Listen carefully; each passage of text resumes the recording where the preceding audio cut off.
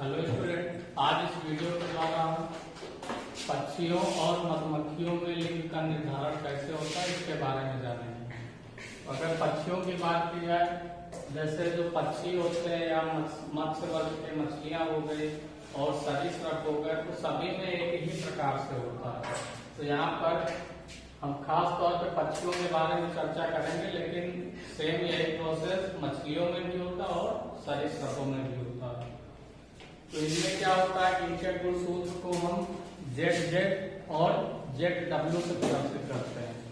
इसमें क्या होता है कि जो नर होते हैं वो समयुग्मकी होते हैं, ठीक है, और मादा विषम युग्मकी होते हैं। यानी नर में ZZ गुणसूत्र होते हैं और मादा में ZW गुणसूत्र होता है। तो नर में ZZ गुणसूत्र होते हैं, इसलिए इसे क्या कहते हैं, समरूपी कहते हैं। और मादा में क्या होता है, Z और W गुणसूत्र होते हैं, यानी ये विषम रूपी होते हैं।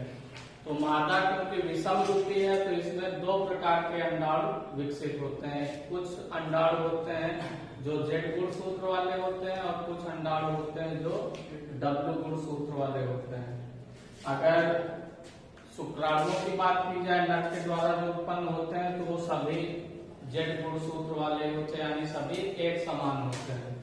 तो अब यहाँ पे देखा जाएगा इनका लिंग का निर्धारण किसके द्वारा होता है, तो क्योंकि विषम रूपी कौन सा है, मादा है, तो मादा के द्वारा होता है। किस गुणसूत्र के द्वारा होता है, W गुणसूत्र के द्वारा।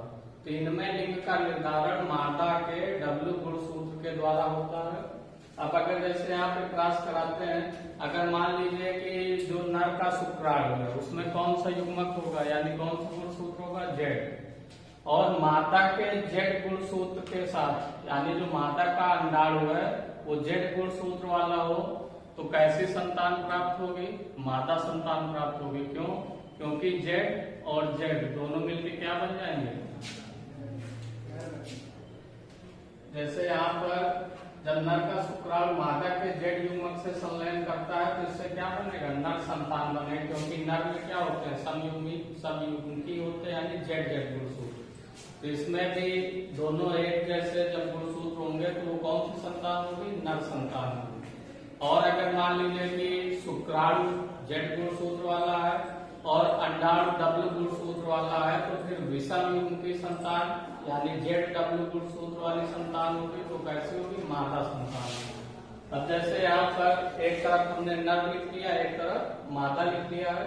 नर समयुग्मकी है तो इसमें AA+Z गुणसूत्र होंगे, और मादा क्या है, विषम युग्मकी है तो इसमें AA+ZW गुणसूत्र होंगे। हमने यहाँ पर इनके युग्मक बना लिए, अलग अलग कर लिया, A+Z अलग कर लिया, A+W अलग कर लिया। यानी इसमें अब जो अंडाणु बनेंगे, जो युग्मक बनेंगे, वो दो तरह के होंगे। कुछ होंगे A+Z वाले और कुछ होंगे A+W वाले। नर की बात की जाए तो इसमें जो युग्मक यानी शुक्राणु बनेंगे सभी एक तरह के होंगे। कैसे होंगे, A+Z वाले। तो अब यहाँ पर युग्मक बन गए हैं, इनको नर वाले युग्मकों को हम शुक्राणु मानते हैं और जो मादा वाले युग्मक उन्हें अंडाणु मानते हैं। अब क्रॉस कराना है तो A+Z से A+Z पे कराएंगे तो क्या हो जाएगा, AA+ZZ हो जाएगा। क्या हो जाएगा, AA+ZZ। अब A+Z का A+W से कराएंगे तो क्या हो जाएगा, AA+ZW। क्या हो जाएगा, AA+ZW। अब अगर मान लीजिए कि A+Z का A+Z से कराते हैं तो AA+ZZ हो जाएगा, AA+ZZ। अब A+Z का A+W के साथ कराएंगे तो क्या होगा, AA+ZW।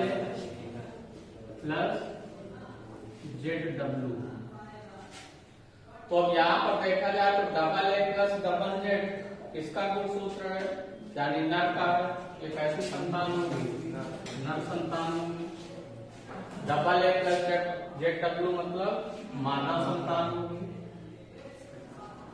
AA+ZZ नर संतान होगी और ये मादा होगी।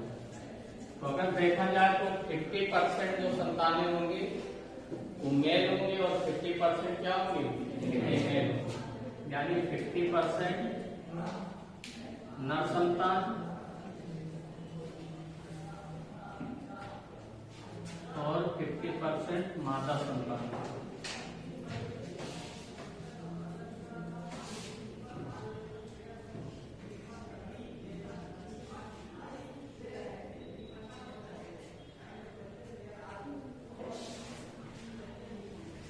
तो इसमें कैसे संतानें प्राप्त हो रही है, यानी 50% जो संतानें होंगी वो नर होंगे और 50% मादा होंगे। इसमें केवल ध्यान ये रखना है कि नर समयुग्मकी होंगे और मादा विषम युग्मकी। समयुग्मकी को हम डबल जेड से प्रदर्शित करेंगे और विषम युग्मकी को जेड डब्ल्यू से करेंगे। और संतानों में अगर डबल जेड आ रहा तो नर है, जेड डब्ल्यू आ रहा तो मादा है।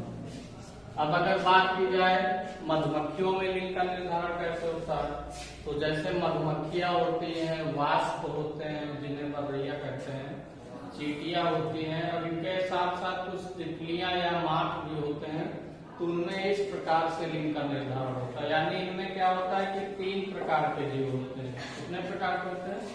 3 प्रकार के। यानी ये सब कॉलोनी में रहते हैं या समूह में रहते हैं, तो उनमें 3 प्रकार के सदस्य होते हैं।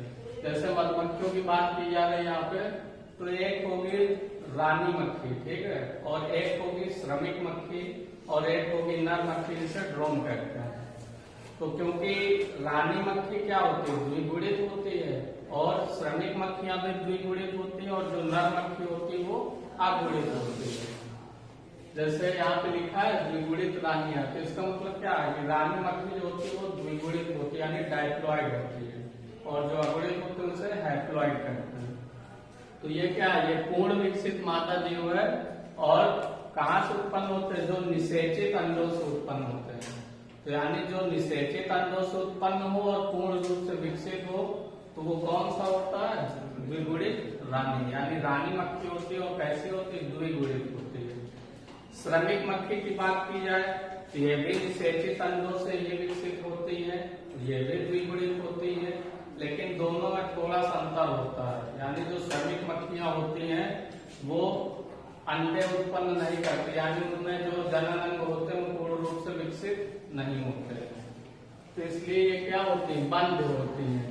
यानी ये कॉलोनी में रहते तो हैं, लेकिन ये अंडे विकसित नहीं कर सकते। यानी क्यों नहीं कर सकते? क्योंकि जो इनके जनन अंग होते हैं वो पूर्ण रूप से विकसित नहीं होते।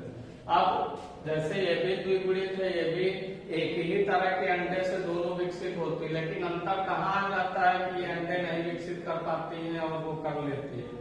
तो क्योंकि इनमें जो भोजन कराया जाता है, ठीक है, जो निषेचित अंडे से लार्वा बनते हैं, तो उन्हें जो भोजन कराया जाता है, तो श्रमिक मक्खियों के द्वारा एक विशेष प्रकार की शाही जेली उत्पन्न होती है।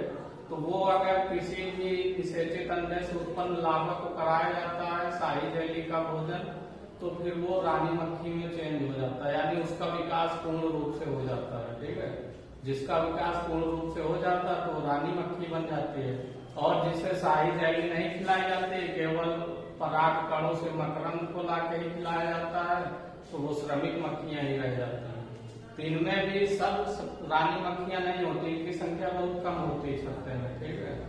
तो वो पहले से चुनाव हो जाता है कि किसे रानी मक्खी बनाना है, तो उसे फिर शाही जेली ही खिलाई जाती है लगातार, तो जिससे उसका पूर्ण रूप से विकास हो जाता है और वो रानी मक्खी के रूप में विकसित हो जाती है।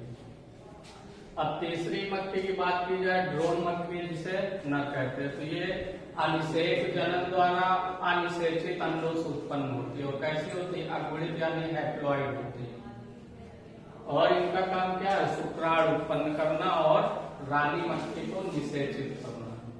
अगर रानी मक्खी की बात की जाए तो अपने जीवन काल में केवल एक ही बार जनन करती है। एक रानी मक्खी अपने जीवन काल में एक ही बार जनन करती है, और जो अंडाणु होते हैं उन्हें स्टोर रखती है वो, ठीक है, और उन्हें ही समय समय पर अंडे देती रहती है। जो ड्रोन मक्खी नर मक्खी होती है, तो ये निषेचित करने के बाद मर जाता है, ठीक है, यानी इसकी जीवन अवधि बहुत कम होती है। अब यहाँ पर जैसे देखते हैं रानी मक्खी कैसी है? द्विगुणित यानी डाइप्लॉइड है। डाइप्लॉइड का मतलब कि पूरे गुणसूत्र होंगे उसमें, ऐसे मधुमक्खियों में कितने गुणसूत्र होते हैं? 32। तो डाइप्लॉइड है तो यहाँ पूरे 32 गुणसूत्र है रानी मक्खी में। ड्रोन मक्खी की बात की जाए, नर मक्खी, तो ये अगुणित होता है। अगुणित का मतलब हाइप्लॉइड है, तो इसमें गुणसूत्रों की संख्या क्या होगी? आधी ही होती है, यानी 16 गुणसूत्र ही होते हैं। अब इनमें अर्धसूत्री विभाजन यानी मियोसिस होता है, क्योंकि ये डाइप्लॉइड है तो इसमें अर्धसूत्री विभाजन होगा। तो जो इसके द्वारा अंडाणु उत्पन्न होंगे वो कैसे होंगे? हैप्लॉइड होंगे यानी अगुणित होंगे। तो ये युग्मक जो भी बन रहे हैं इसके कैसे हैं? एन मतलब हैप्लॉइड यानी अगुणित, जहाँ पे 2n लिखा उसका मतलब डाइप्लॉइड यानी द्विगुणित। ठीक है, ये इसका मतलब क्या होता है? गुणसूत्रों की संख्या ये बताता है। ठीक है, द्विगुणित है तो पूरे गुणसूत्र है, और n लिखा है इसका मतलब गुणसूत्रों की संख्या इनमें आधी ही बची है यानी अगुणित है। तो रानी मक्खी में जब मियोसिस प्रक्रिया होती है यानी अर्धसूत्री विभाजन होता है, तो जो युग्मक बनते हैं वो कैसे होते हैं? अगुणित होते हैं।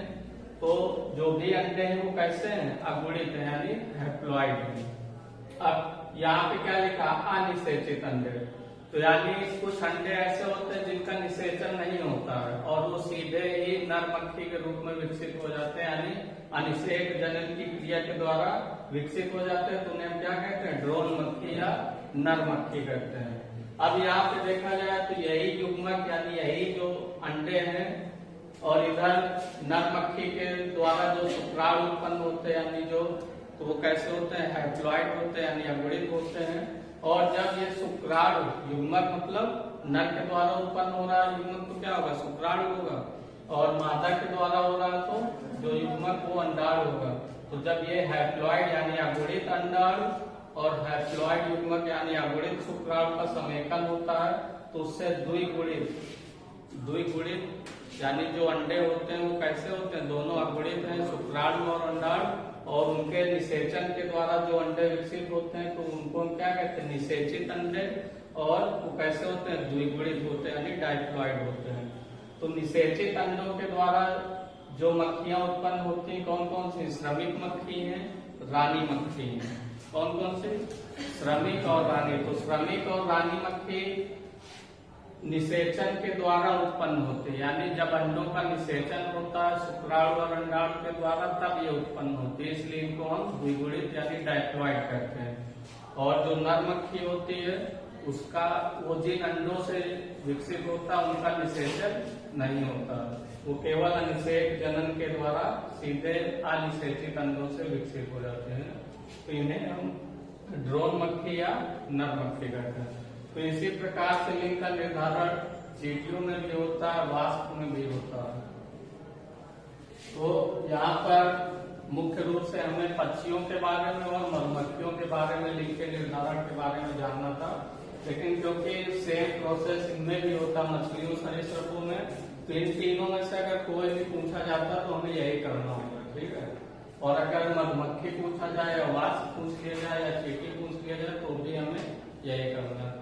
इसका सिंपल सा है कि इसमें 3 प्रकार के जीव होते हैं उनके सदस्यों में, एक रानी मक्खी, एक श्रमिक और एक ड्रोन।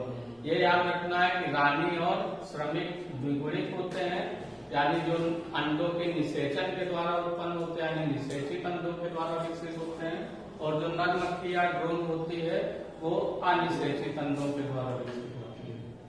आप लोग इसका स्क्रीनशॉट ले सकते हैं।